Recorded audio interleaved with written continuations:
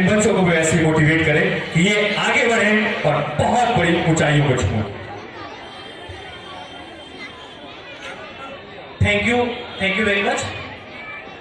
सबसे पहले मैं शान सर को मुबारकबाद देना चाहूंगा कि उन्होंने एक ऐसी जगह पर एक ऐसे इदारे को कायम किया।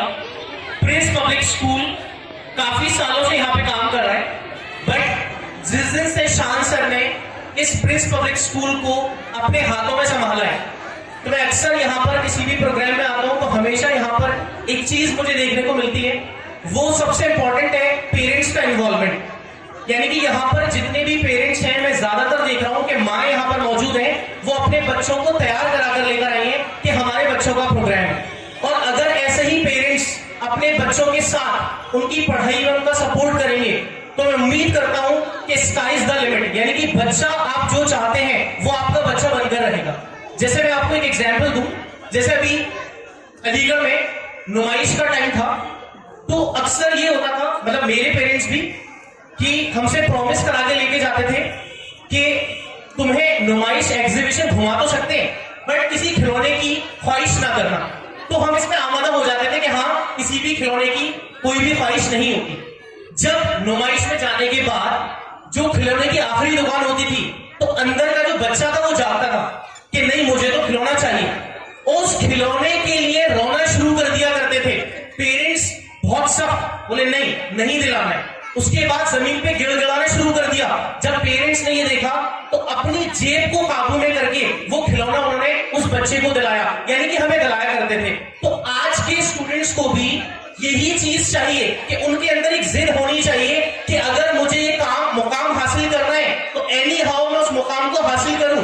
मुझे आज इंजीनियर बनना है, मुझे डॉक्टर बनना है, मुझे सिविल सर्वेंट बनना है, मुझे टीचर बनना है। आपको लाइफ में कोई भी चीज करनी है तो आपके अंदर एक जिद होनी चाहिए, और अगर आपके पेरेंट्स का सपोर्ट है तो वो चीज आपको मिलेगी ही मिलेगी।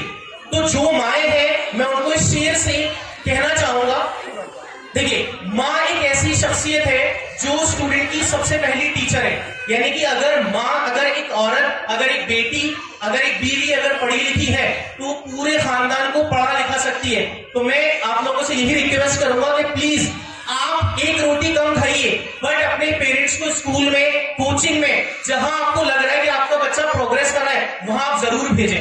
तो एक शेर अर्ज करना चाहूंगा उन सभी माओं के लिए।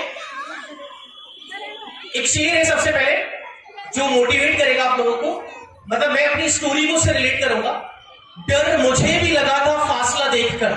जैसे अभी सर्दियों का सीजन था तो आप सभी लोगों ने देखा होगा कि भाई कोहरे में हमें कुछ दिखाई नहीं देता, बट फिर भी हम अपनी गाड़ी को आगे बढ़ाते रहते हैं और कोहरा आगे से छटना शुरू हो जाता है, फिर वो कोहरा आपको पीछे दिखाई देता है। तो लाइफ भी ऐसी ही कुछ है। डर मुझे भी लगा था फासला देखकर, पर मैं बढ़ता गया रास्ता देखकर। डर मुझे भी लगा था फासला देखकर, पर मैं बढ़ता गया रास्ता देखकर, और खुद ब खुद मेरे नजदीक आती गई, खुद ब खुद मेरे नजदीक आती गई मेरी मंजिल मेरा हौसला देखकर। तो आप लोगों के अंदर हौसला जरूर होना चाहिए, जज्बा होना चाहिए।